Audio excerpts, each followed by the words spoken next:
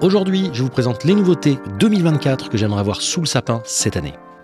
Bonjour à tous et bienvenue sur DMV, j'espère que vous allez pour le mieux. Ça fait plaisir de vous retrouver dans ce format sélection. Je ne le fais que depuis quelques mois, mais j'avoue adorer me prêter à l'exercice, de vous soumettre des modèles, des refs, des sorties auxquelles vous n'auriez pas forcément pensé, vu la quantité impressionnante de nouveautés dont est constellé l'univers horloger.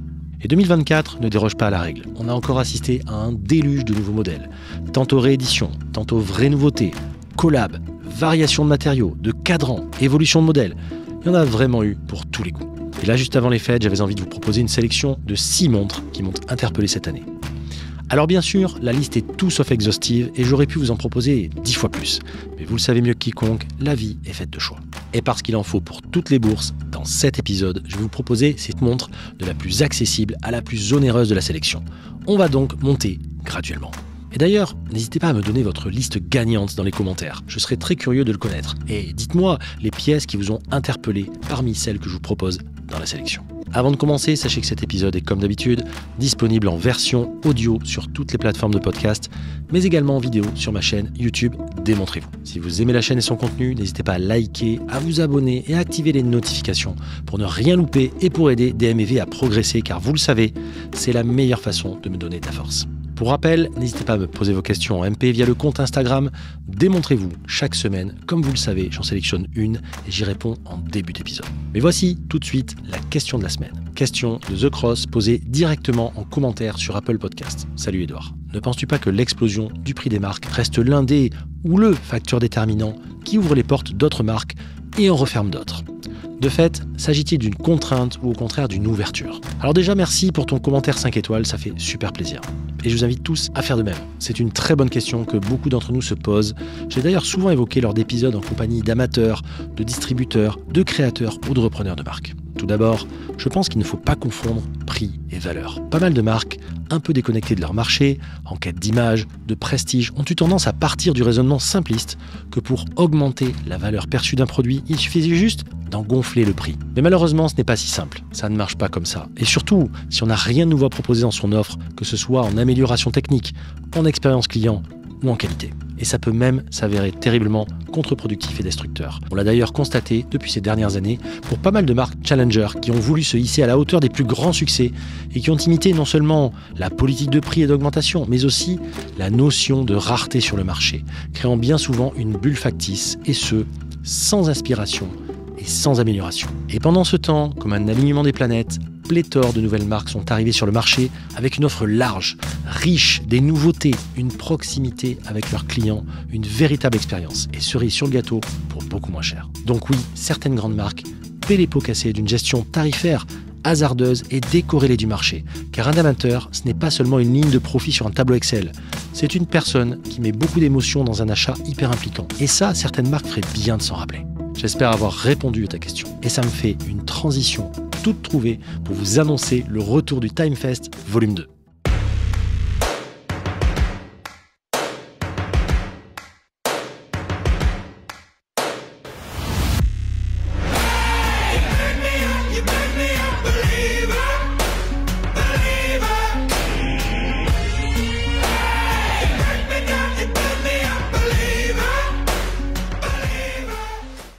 Après le succès de la première édition et la quantité impressionnante de messages, on a voulu vous en donner encore plus, tout en gardant l'esprit du Timefest, c'est-à-dire un lieu de convivialité, un espace privilégié de rencontre entre marques et le public, le tout saupoudré d'événements venant ponctuer ce week-end qui s'annonce exceptionnel.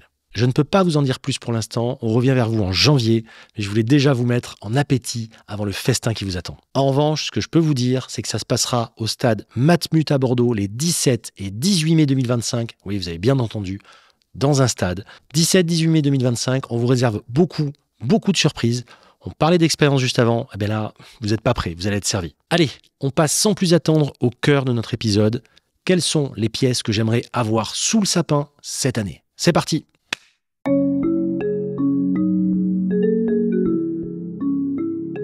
On démarre avec la pièce la plus abordable de cette sélection, à savoir la nouvelle Depancel Allure. Une gamme de très beaux chronographes méca-manuels unicompax, c'est-à-dire avec 2 sous-compteurs harmonieusement disposés à 3 heures et à 9 heures. Franchement, personnellement, j'ai toujours adoré cette disposition très Universal Genève et qui ravit l'œil par son équilibre et allège considérablement le cadran. Et puis entre nous, qui se sert du sous-compteur des heures sur un chrono? Cette belle allure signe le retour de deux penselles vers des diamètres plus contenus et un style plus néo-rétro, le tout avec un niveau de finition assez étonnant pour le prix, je dois dire. Mais jugez plutôt 650 € pour un chrono bien construit, équipé d'un mouvement méca manuel qui n'est autre qu'un Seagull ST19, du solide donc. Elle affiche un diamètre de 39 mm pour 13 mm d'épaisseur et se trouve disponible en bleu, silver ou green racing, bien que je crois que cette dernière livrée soit en rupture de stock. Comme je le disais un peu avant, le niveau de détail du cadran est vraiment bluffant, paraissant pour une montre du segment supérieur clairement. Le soleillage du cadran, les sous-compteurs, les index, le relief des index, la couronne, le traitement de la boîte, tout est fait pour donner un sentiment de qualité. Et pour l'avoir eu en main lors des Geneva Watch Days, l'impression se confirme vraiment quand on la porte. Elle a un côté montre de pilote des années 60, mais tout en ne reniant pas des origines plus modernes. Et ça, je trouve que c'est vraiment cool. Et pour conforter sa légitimité sur ce segment et nous plonger encore plus profondément dans cette ambiance 60s, De Pencel a été nommé comme partenaire horloger officiel des Masters Historic Racing de Silverstone. Rendez-vous ô combien symbolique pour les amoureux de belles mécaniques anciennes. Bref, voici un petit chrono bien sympathique, parfait pour se faire plaisir à prix contenu pour les fêtes. Et vous, vous en pensez quoi? Quelle couleur préférez-vous? Alors moi, j'avoue que ma préférence au départ allait plutôt vers le vert, mais le bleu est vraiment magnifique aussi. Allez, on monte un peu en gamme de prix. La deuxième montre que je voulais vous présenter fait partie d'une de mes marques de cœur, une marque dont je vous parle assez souvent, à savoir Oleg & Weiss.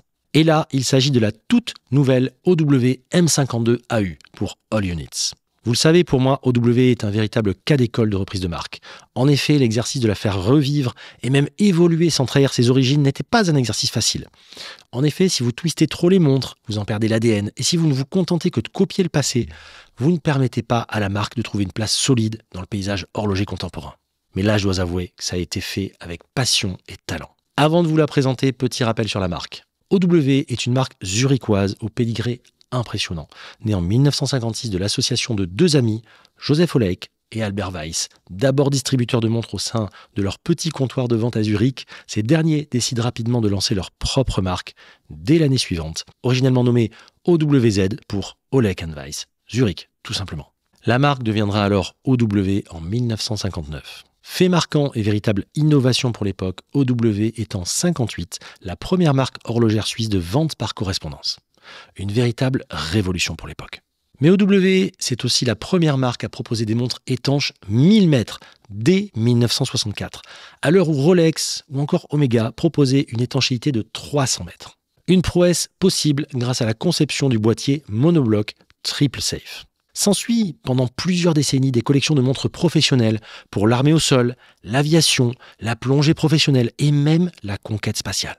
Si vous voulez en savoir plus sur cette épopée, l'épisode numéro 39 vous attend sagement sur toutes les plateformes de podcast. Mais revenons au modèle qui nous intéresse aujourd'hui, la M52 All Units. Il s'agit d'une très belle pièce de 39,5 mm sur 12,5 mm d'épaisseur pour un corne à corne de 48 mm. Cette montre est la digne héritière de son aîné de 1960, à l'époque destinée à l'armée américaine, aux pilotes, aux navigateurs et aux plongeurs des quatre coins du globe. Donc vous l'avez compris, on est clairement face à une montre hyper robuste, polyvalente, lisible, fiable, simple, efficace. Bon, j'arrête là. Et vous connaissez mon amour pour ce genre de tool. Et que dire de cette forme de boîte? Franchement, j'adore. À l'instar de mon Ocean Graph, bien que l'entrecorne soit légèrement différente. Et puis, une EW, ça se reconnaît de suite. Vous ne trouvez pas? Avec notamment ces aiguilles brossées pour ne pas refléter la lumière, bien pratiques pour ne pas être repéré par les ennemis lors des missions. Ou au bord de la piscine. Un cadran hyper contrasté, une date rouge, une grosse couronne. Clairement, la technicité n'a pas été sacrifiée sur l'autel du design. Et pourtant, paradoxe de cette montre, sa simplicité et sa pureté la rendent tout simplement magnifique. Sous le capot, on retrouve un Soprod P024 automatique, donc hyper fiable et précis. Je vais d'ailleurs bientôt vous en faire la revue. Ah oui, car la montre est disponible dans les prochains jours au tarif de 1 450 €. 300 mètres d'étanchéité, 3 ans de garantie, franchement c'est propre.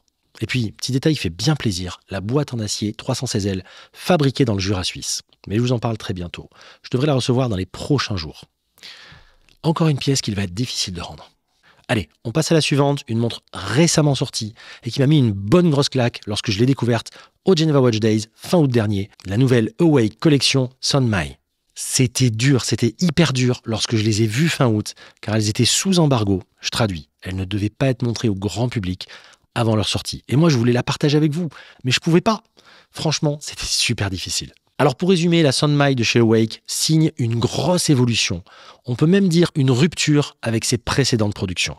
Pour fêter les 5 ans, tout a changé. Logo, style, signature visuelle. Et je trouve que ça va clairement dans le bon sens. À noter qu'il s'agit là de leur première collection permanente. Et ça aussi, ça change tout.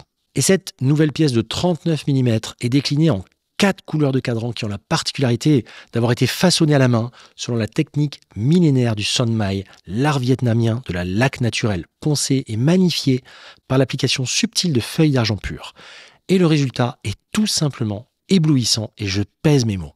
Chaque cadran est donc par définition unique. Et puis, je trouve qu'ils ont réussi la difficile prouesse de faire une montre élégante, juste ce qu'il faut, mais super moderne de conception. En témoignent ces index dont la luminescence constitue le socle. Ce jeu d'ombre et de lumière, c'est magnifique. Ce mélange de tradition et de modernité, franchement, je suis fan. Elle est disponible en 4 couleurs, lava, émeraude, outre bleu et améthyste. Et moi qui habituellement suis un grand fan des cadrans bleus, contre toute attente, c'est le vert qui m'a littéralement explosé au visage. Côté tarif, 2340 € pour un cadran aussi travaillé, le tout motorisé par un Lajoux-Perret G101, donc 68 heures de réserve de marche automatique. On est pas mal là quand même. Les 50 premiers sont numérotés, puis ensuite on entre en collection permanente. Livraison à partir de janvier.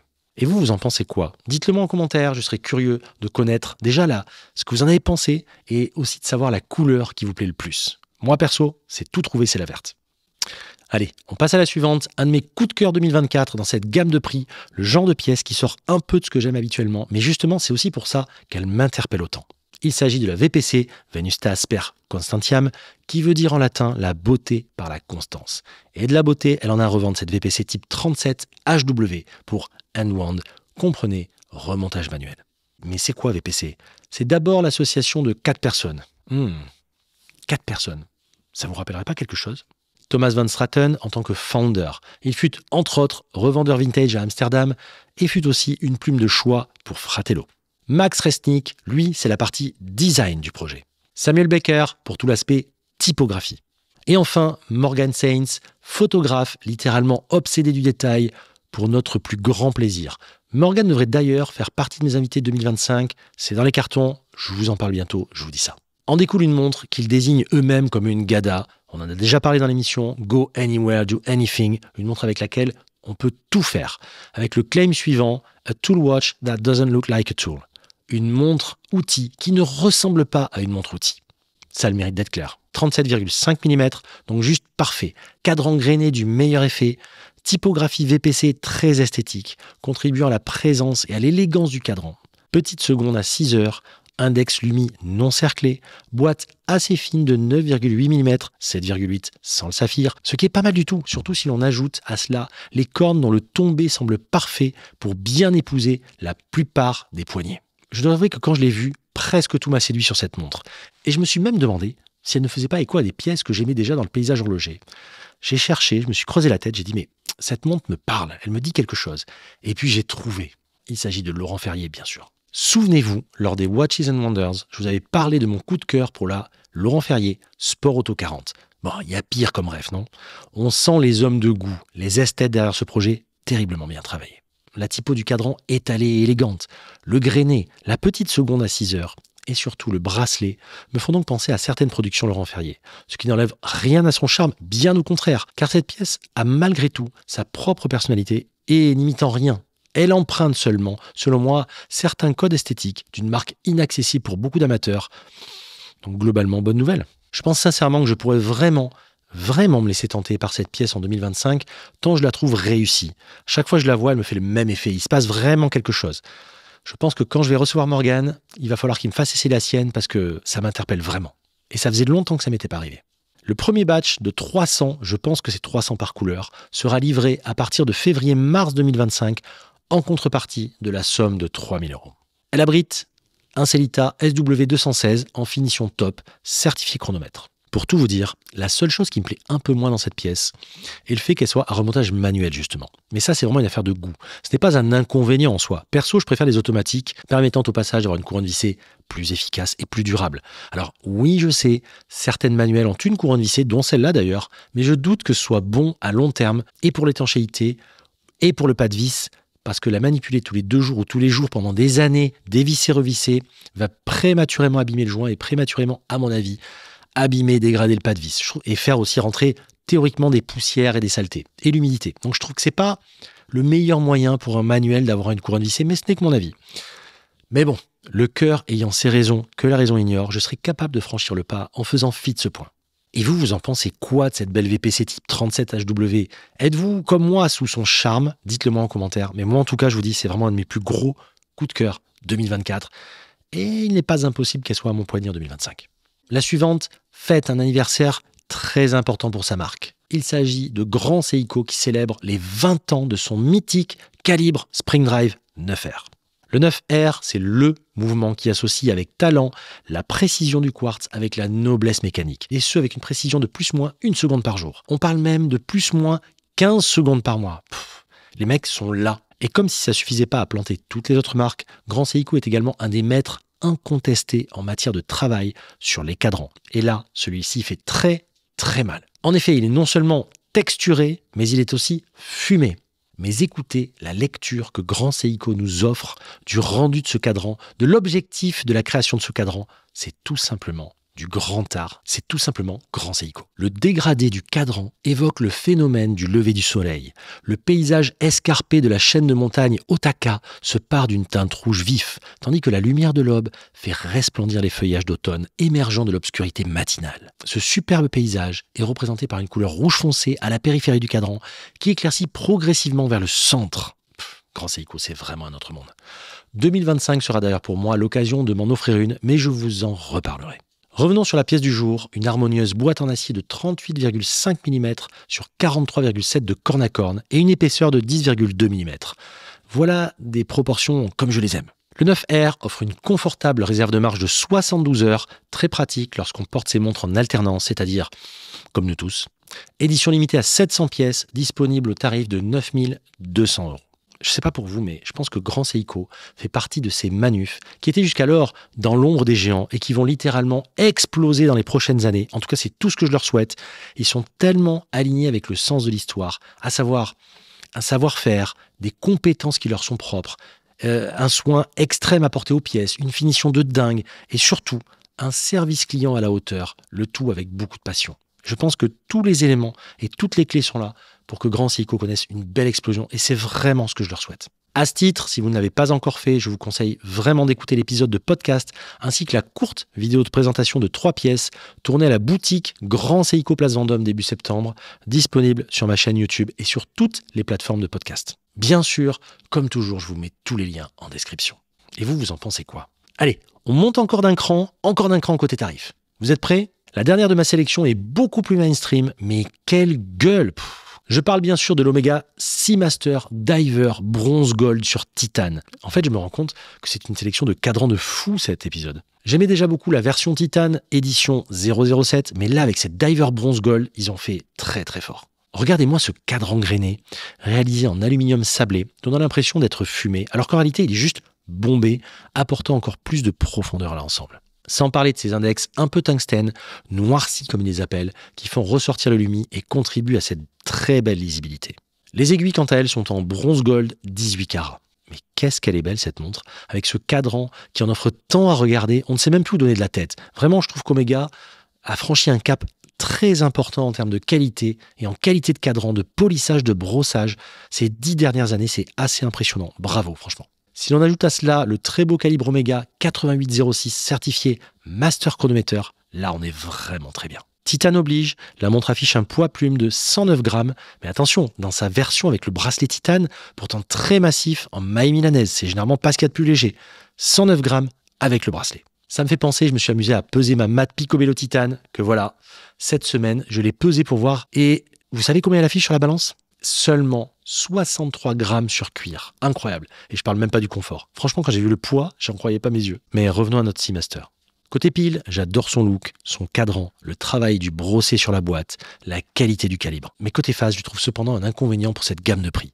En effet, elle est composée de titane grade 2 et non 5, comme habituellement dans ce niveau de gamme. Pour rappel, le grade 2 est certes plus facile à usiner et légèrement plus résistant à la corrosion du fait de sa pureté, mais il est aussi et surtout moins résistant aux chocs et aux rayures. Le grade 5 étant justement habituellement destiné aux montres haut de gamme et le grade 2 moins cher, aux pièces moins onéreuses, d'où mon interrogation pour cette Seamaster. Alors oui, Omega justifie ce choix par la couleur plus brune du grade 2 qui serait plus cohérente sur cette pièce selon eux. Ouais, je trouve ça dommage quand même, surtout pour une montre proposée à 10 900 € sur bracelet caoutchouc et 11 800 sur titane. Elle n'en demeure pas moins une très belle pièce que personnellement, j'adorerais avoir sous le sapin. Et vous en pensez quoi ? Comme toujours, dites-le moi en commentaire, sous la vidéo YouTube et plus largement, faites-moi savoir de ce que vous avez pensé de cette sélection. J'espère vous avoir permis de découvrir des modèles que vous ne connaissiez pas. Et enfin, n'hésitez pas, ça me ferait plaisir que vous me disiez quel serait votre tiercé ou votre quintet gagnant pour Noël sur toutes les nouveautés 2024 par exemple. Je serais très curieux de voir ce qui vous a tapé dans l'œil, ce qui vous a plu et pourquoi ça vous a plu. N'hésitez pas à me dire tout ça dans les commentaires.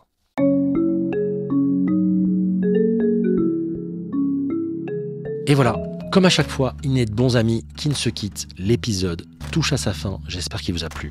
Si tel est le cas, n'hésitez pas à liker, noter, commenter et surtout, n'oubliez pas de vous abonner à la chaîne YouTube pour ne rien louper des futurs épisodes. Encore une fois, merci à tous pour vos contributions, vos marques de soutien. Franchement, ça me va droit au cœur. Comme d'habitude, vous pouvez me contacter par mail à l'adresse contact@demontrez-vous.com ou en DM via le compte Insta Démontrez-vous. Et maintenant, comme chaque vendredi, en fin d'épisode, voici venu le temps de notre adage, mais écoutez plutôt.